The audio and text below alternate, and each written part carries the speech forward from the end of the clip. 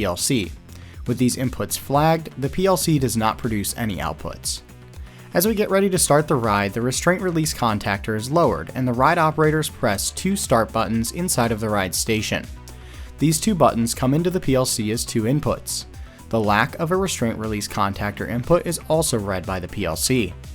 In this case, this allows the PLC to start its dispatch sequence, opening the brakes in the station and starting the cable lift motor. The ride unit climbs out of the station, passing another proximity sensor that sends an input to the PLC.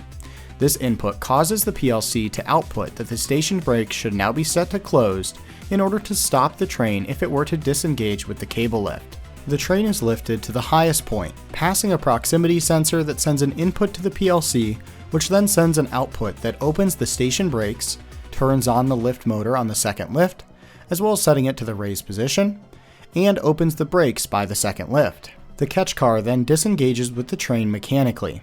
At the same time, the PLC sends an output to close the brakes under the catch car, holding it in place, while it also sends a signal to stop lift 1. The train falls down the drop through the station area where it then coasts through the layout before entering the area around the second lift. Around when the train engages with the second lift, it passes another proximity sensor that sends an input to the PLC, which sends an output to the brakes just before the second lift, setting them to closed. The train is carried up the second lift. Where near the top, it passes another proximity sensor that sends an input to the PLC.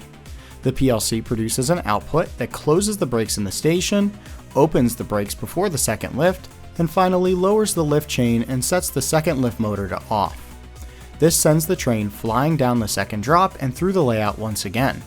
It slides through the closed station brakes, flagging proximity sensors that send inputs to the PLC, allowing the exact location of the train in the station to be determined. This data is then used to precisely park the train in the station using the same input and output method we have been discussing.